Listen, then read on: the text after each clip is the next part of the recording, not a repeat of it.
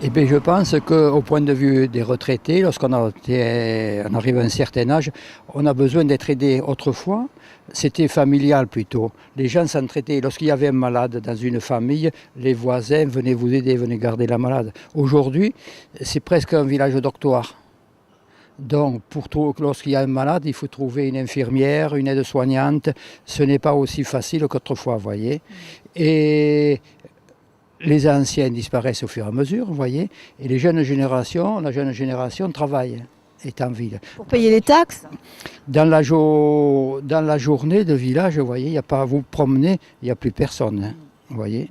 C'est vraiment, ça devait, et voilà, il y a cette différence, et puis les retraites n'augmentent pas, les charges augmentent quand même, quelque chose sur les impôts fonciers, tout, et les retraités sont là, on fait avec nos revenus, nos économies d'autrefois, de l'époque où nous travaillons, et maintenant nous avons juste les retraites, vous voyez.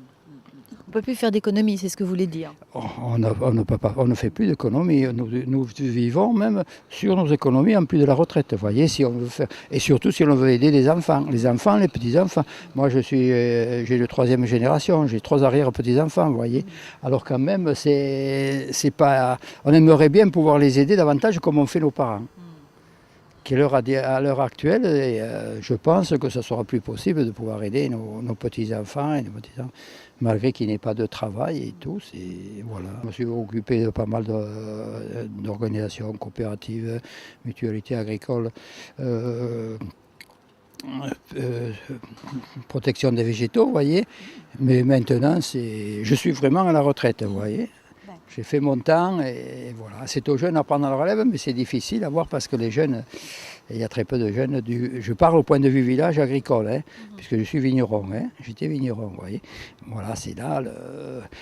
Pour vous donner un aperçu de ce qu'était la viticulture à Mirevent, dans les années 60, hein, il y avait du chasselas, pas mal de chasselas. Il y avait 3-4, à l'époque, au mois de fin juillet, août, il y avait 3-4 wagons de chasselas qui partaient de Mireval à Mussy, puis en Cagette.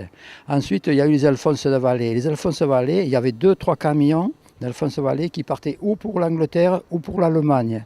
Vous voyez, il reste que le muscat à l'heure actuelle. Vous voyez, le rouge a pratiquement disparu. Il y avait le centre de ramassage de rouge là, il n'y est plus, vous voyez. Pourquoi? Et parce que les jeunes, les parents, comme moi-même, ont abandonné, on arrête, vous voyez. Et c'est tout. Hein. Et les jeunes n'ont pas pris la relève, hein. Les jeunes sont partis, voilà. Ce qui fait la différence tout à l'heure quand je vous ai dit que le village, vis-à-vis de notre époque, n'est pas vivant, vous voyez. Il y avait les chevaux, les tracteurs, le village vivait. Maintenant, c'est des voitures qui passent, c'est tout.